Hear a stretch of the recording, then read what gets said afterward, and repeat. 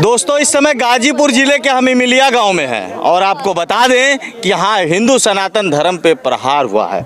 और मामला क्या है, चलिए इस मामले के बारे में हम पूरी जानकारी लेते हैं। जो यहाँ मंदिर के पुजारी हैं, जो नागा साधु हैं, और फिलहाल आपने पूर्व में भी वीडियो देखा होगा हमारे चैनल पे, जो बाबा ने लगातार इस तरह की बातें कहते हैं। जैसे यहाँ पे बाबा ने चैलेंज भी किया है कि हम अपने लिंग से 4 चक्का गाड़ी खींच देंगे।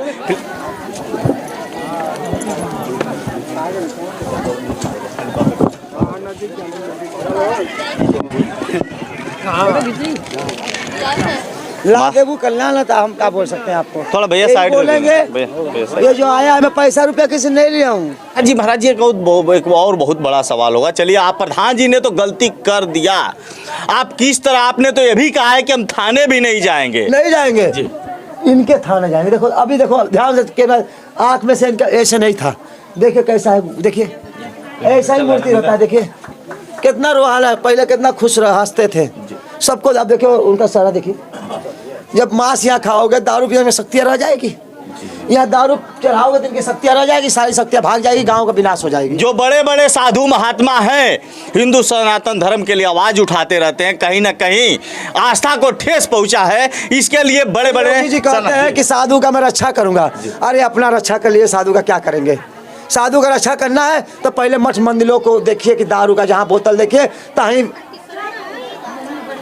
पुलिस रख दीजिए, 2 पुलिस रख दीजिए, सब समझ पा जाएगा। जुआ यहाँ होगा, दारू यहाँ पिया जाएगा। कोई बहन बेटी आगे गलती कर दे, क्या करोगे आप बताइए। नहीं, ये तो गलत है। दारू पीने के बाद तो सब कुछ हो सकता है ना, मगर गांजा पीने के बाद तो आदमी भोला बन जाता है।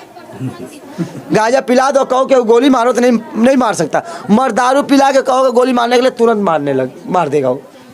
कल की बात है, कल हम पूजा कर रहा था वहाँ पर, रात में खड़ी तपस्या था, 2 आदमी कह रहे लाओ निकल, हम गोली मारेंगे। अभी बताओ मेरे यहाँ गोली कोई मार के चला जाता तो कौन फंसता। कल की बात है ना, रात में 10 बजे की रात की बात है। बीन समाज को राय साहब जी थे, दोनों में लड़ाई हो जाता और मैं सिर्फ फरोवर हो जाता, क्या करते आप। हे दाताओं, मारपीट बंद करो, भगवान के भक्ति में रहो, इतना मत करो। एक सवाल आपसे और मैं विश्व शांति नहीं, मैं विश्व शांति के लिए कर रहा हूँ। जब विश्व शांति में तो आप भी आते होंगे। जी बिल्कुल बिल्कुल। तो फिर ऐसा विश्व शांति में आप क्यों। राक्षस पहले भी रहे, पहले जब तपस्या होता तो राक्षस हड्डी फेंकते थे, ये भी राक्षसी है।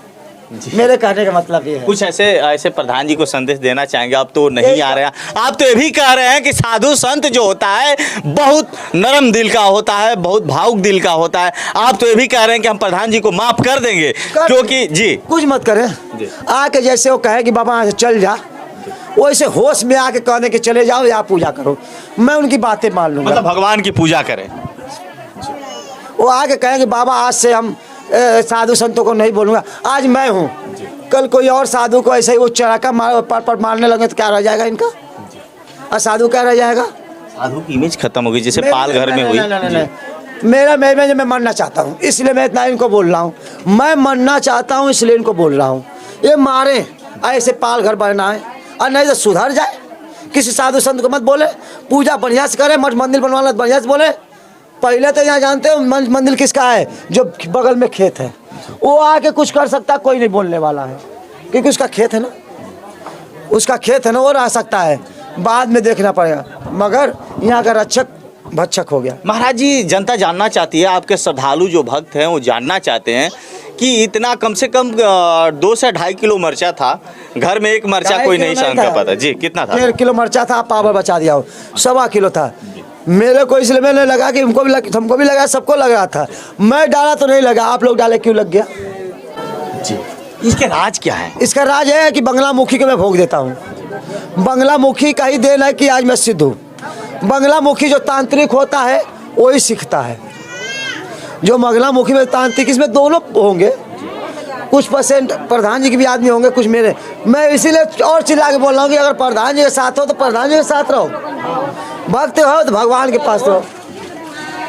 कठिन तपस्या क्यों कर रहे हैं, किसके लिए कर रहे हैं। 35 साल से कर रहा हूँ, आप तो पहले भी देखे थे जी। एक बार आपको चैलेंज दिया था कि पानी के ऊपर बैठ के तपस्या करूंगा। बिल्कुल बिल्कुल। वहाँ पैसे आता तो कौन खाता, वहाँ के लोग। जो भी पैसे आता सब वहाँ के लोग पाए। मैं देखो वहाँ तो पानी नहीं ना था अगल बगल, यहाँ तो है ना।